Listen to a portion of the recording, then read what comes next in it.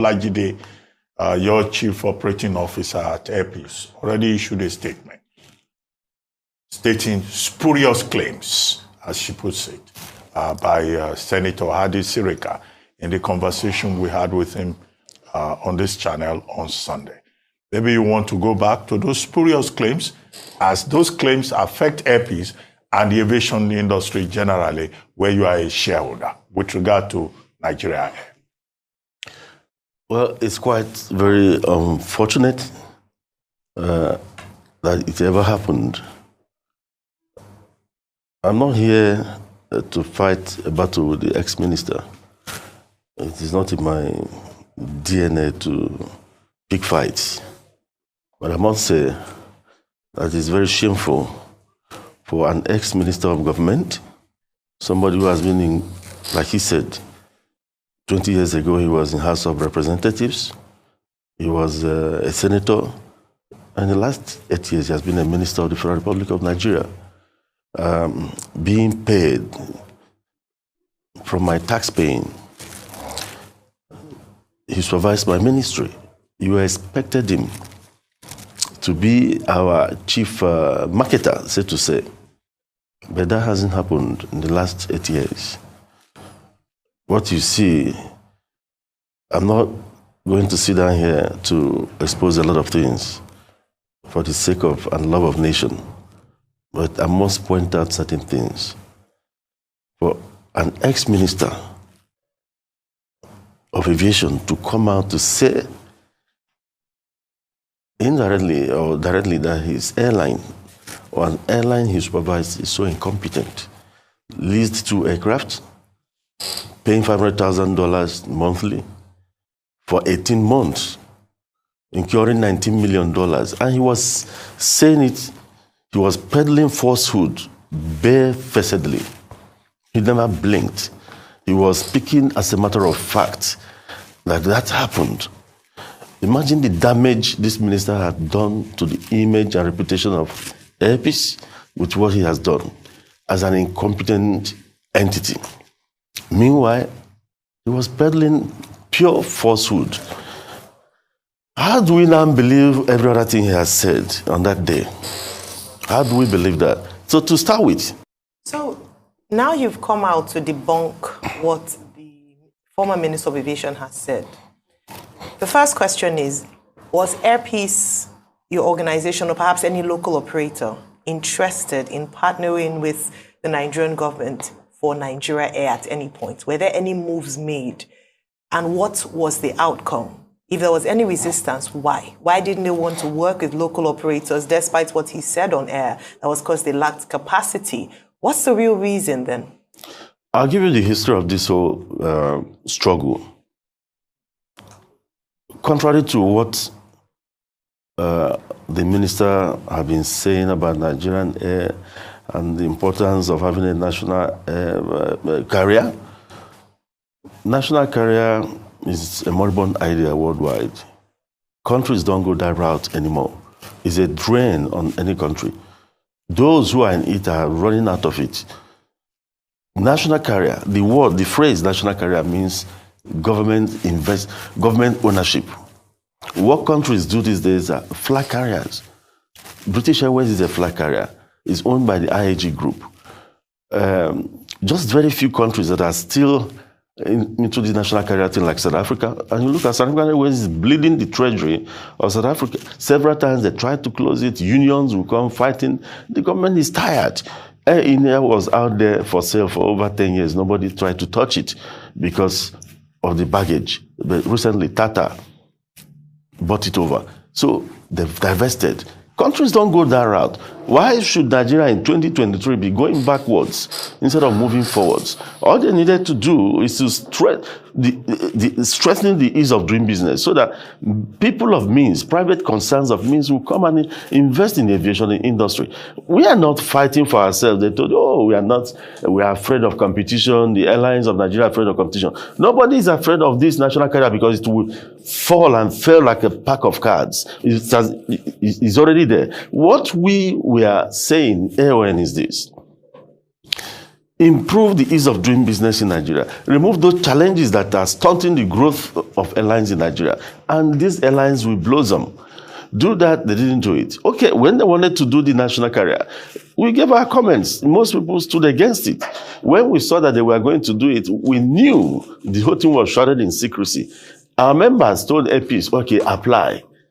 When you went to that website, you'll be blocked. You never got anywhere. We did. We did. Forget what they say out there. We did. The bidding, let them see, what else do you need to know? SACOL is part of this group. He named SACOL as part of this group. I'm not going to say on television certain things because I don't like heating up the politics. Please say it. Please say it. Say it for the sake of the healing of this country. SACOL has said it all on the floor of the National Assembly. On the day he announced this national carrier thing, the minister told us sovereign wealth was part of it, 5%. NSIA. SACOL and MRS, 46%. Ethiopia, 49%. Within hours, NSIA told him to withdraw that statement. So what else are we talking about in this country? What else do you need to know? If you could come on television to announce these are the successful bids, they must have presented a bid and they said, we are not part of it. And the letter came and they said it was a mistake. Now SACOL came on the floor of the National Assembly and said, they don't know what you're talking about. And they used the worst language I've ever heard. They described the entire activities as whitewash. The video is there. We're all there at the National Assembly. SACOL. And someone like Taiwo Afolabi should be thanked by Nigerians. SACOL should be thanked by Nigerians. If not for SACOL, a lot would have happened. It's SACOL's refusal to put their signature on something that will shortchange the economy of this country that saved this nation, nothing more. And those of us in AON, the AON that went to court, and we knew fully well that they might penetrate AON and destroy our ranks. 5 airlines came out and stood up and put their names on that suit. So that in case you destroy AON, the other ones, they have locus in law to do this. And those airlines are Max Air, Asman, Airpeace, Tobras, and United Nigeria. On Sunday, when you ask the question, why Airpeace? Because he must have mentioned Airpeace up to 15 times. I don't know what Airpeace has done to him. He said, okay, not only Airpeace, and again, Obiora Okonkwo of United Nigeria. And he deliberately forgot to mention the other ones. Are we trying to play the ethnic cards? Thank God the leadership of Dr. Abdulmunaf Yunusa Sarina has given AON a teeth to bite. That man is a nationalist. Dahir Manga is from Katsina State. He owns Max Air. Dr. Abdulmunaf Yunusa Sarina is from Kano State. He owns Asman. Both of them, myself, Airpeace, Top Brass, owned by Roland Iyayi, and Obiora Okonkwo of United Nigeria, went to court. And those people are still in court. So it's not an ethnic thing, it's a Nigerian thing. But I see that you are having partnership with the government of Antigua. Other countries are calling you to come and help set up their national flag carrier, but they say you don't have capacity. I want you to respond to that. And also, you don't have capacity, but during COVID-19, you went to everywhere Nigerians were to bring them back home when COVID-19 was raging on and all of that. And you've also helped with evacuation. But the conversation about you not having capacity, I mean, what would you like to say as regards all of that? And why I kept on saying say it is because the things we live on say destroy our country. Say the absolute truth. How do you feel being treated this way, with the Minister of Aviation? And also the certification. Did Nigeria Air pass that certification, the AOC certification and all of that? Please, I want you to tell the absolute truth about how you've been treated this way and other airlines so that Nigerians will know the truth. We keep saying we don't want to talk, we don't want to talk. This country keeps getting destroyed every day. We want to be the voice of the people. Let the people know. Rufai, the truth is, I'm a student of nonviolence education. So sometimes there are things we manage in order not to hit up the politics somehow. But the truth is this, we have to speak up. That's why we went to court in the first place. Now, he said we don't have capacity. All those falsehoods were meant to demean the local operators, the indigenous Nigerian airlines, in favor of this charade they've put up with Ethiopia. That's all. To be allowed, even at the fake meetings. How many times, even the former president, Muhammad Buhari, shut down this national air project at a time. One man is just hoodwinking the country into believing that this is needed. All they need to do is to set up a strong flight carrier. If you if you provide the enabling environment for people to operate, more people will invest in the system. Now about capacity. He told the world that we are low in capacity. He told the world on television that Airpeace was given Dubai to conduct flight operations into Dubai. Are they flying now? Airpeace is no longer flying to Dubai because they are low in capacity. I say, whoever advised Senator Hadi Sirika to come on television to defend the indefensible has not done him any good. The whole world knows.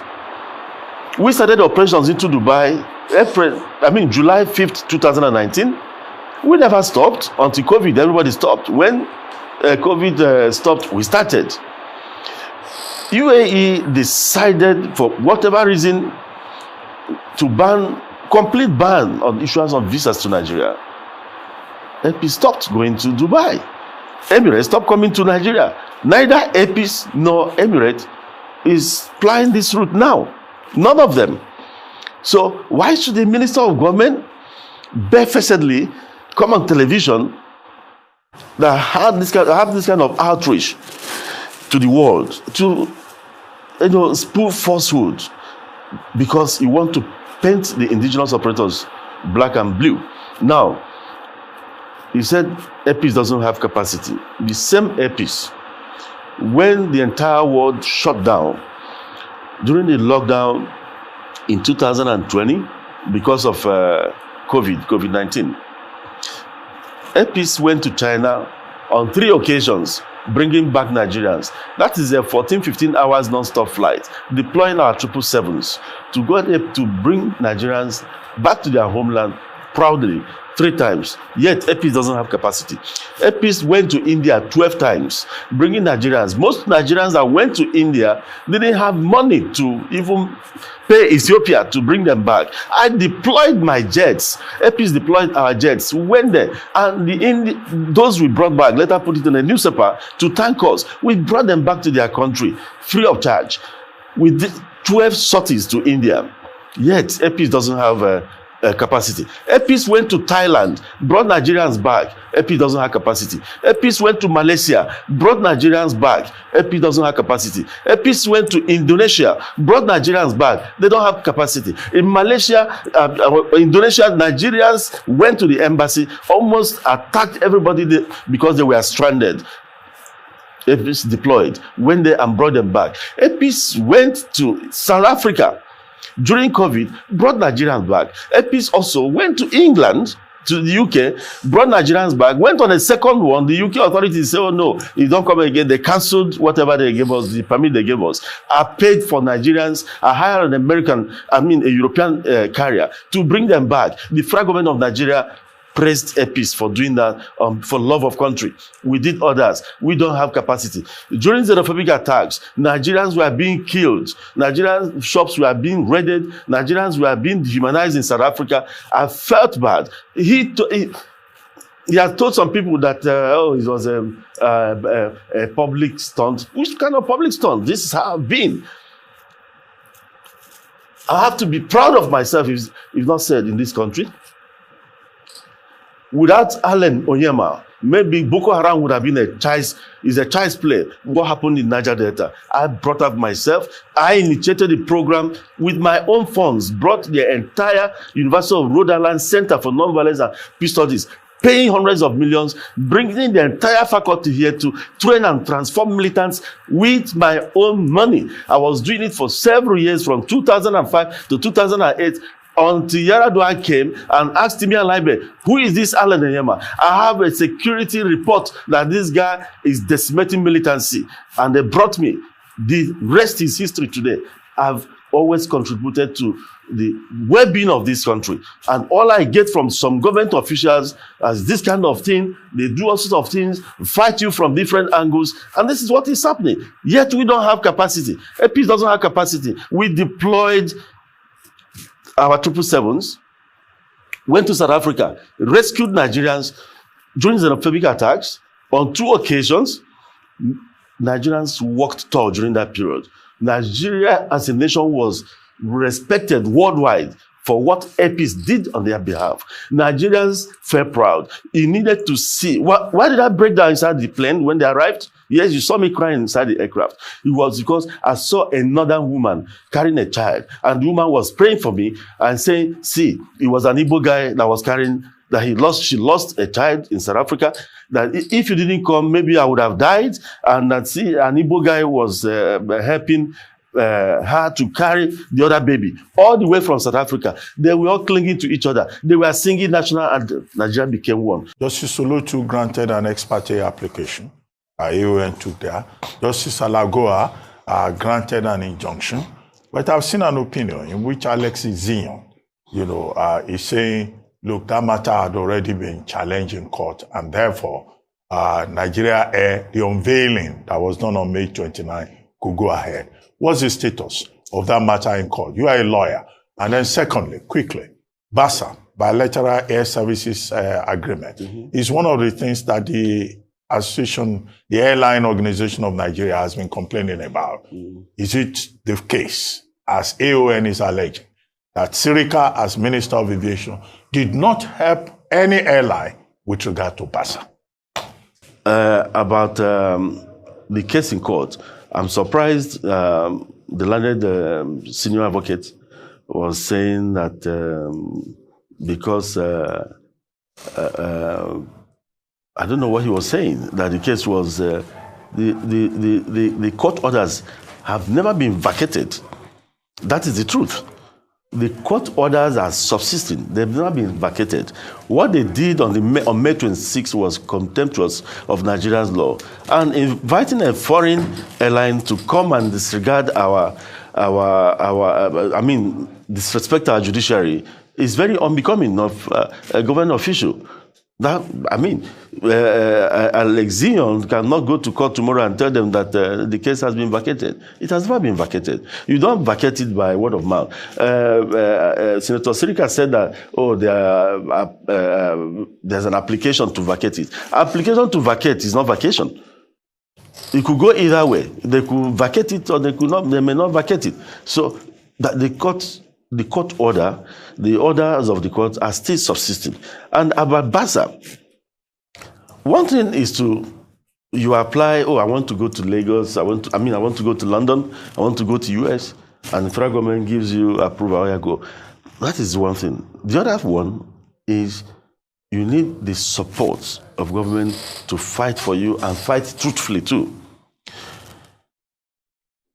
London, that is the lowest hanging fruit for any airline.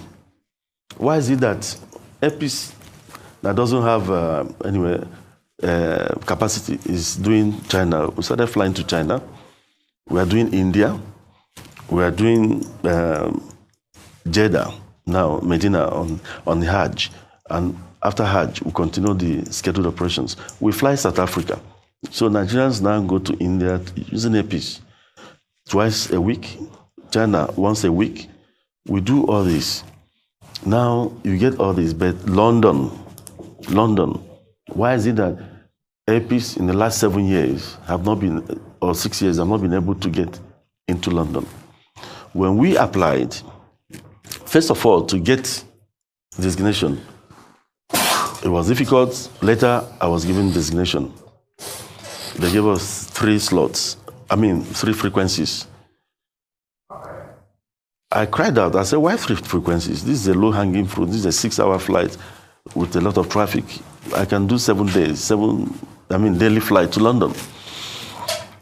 I discovered that another airline, they told me that another airline, Omni Blue, was also getting some frequencies. And I was asking, which airline is Omni Blue in Nigeria?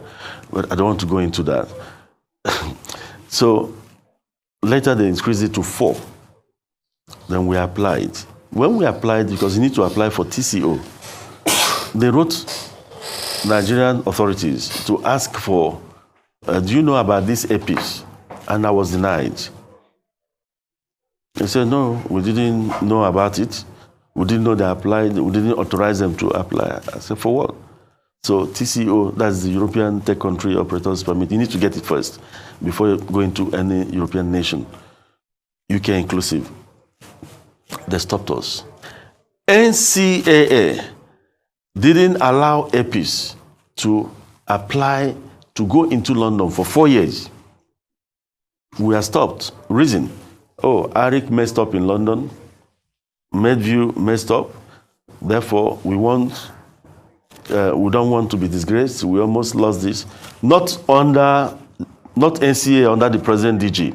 In fact, to the credit of the present DG, he was the one that actually took up the gauntlet to fight for us. This present DG, Captain Musa Nuhu, he has done everything possible to get, in fact, almost stopping BA from coming here. So, but the other NCA before him, for 4 years, we are not allowed to go. So who was manipulating them? For no reason. When you go, you say from above, fine. I wanted to fight. The love of country, I know some of the things I will say, it will turn into ethnic issues, and I don't want that.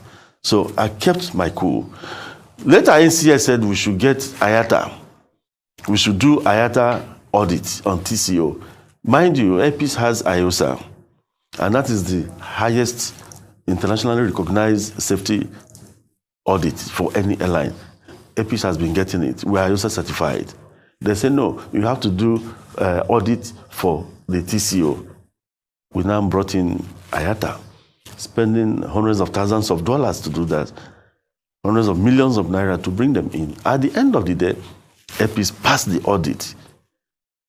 And we told them, even IATA sent to them, they said, okay, now we have to audit you ourselves. The game continued until Musa Nuhu stepped in and said, enough is enough. Enough is enough, before they now allowed us to apply. So when we applied, we are still on it, we are still going through it. But when you look at this Nigerian air thing, look at the shareholding. I have it here. The shareholding agreement, I have it here. Without SACO, Nigeria would have been in trouble. The entire management, leadership of the entire management, the DFO, the CEO, all the management positions, the headship, Ethiopia, deputies, Nigeria. Then look at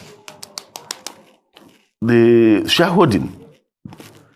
Ethiopia, 49%. There's a company called Fairfax. Who is this Fairfax? It's another Ethiopian, owned by an Ethiopian. They are transaction advisors.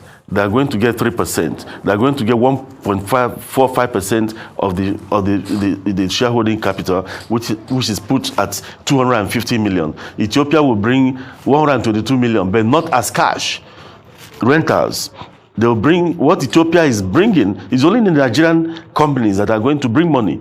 SACO and MRS. I have it here. The document is with us here. Ethiopia is not bringing a penny into Nigeria. Ethiopia will pay rentals for their own plane. It's written here, black and white.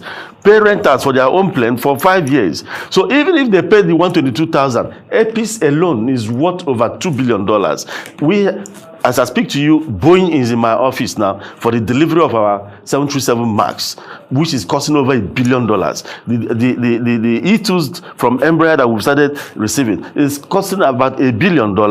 5 of them have entered Nigeria. Ethiopia is bringing nothing, and they are going to earn 49% of your country's wealth. I call on President Ahmed Bola Tinubu to immediately dissolve this charade called Nigerian Air and start his own thing.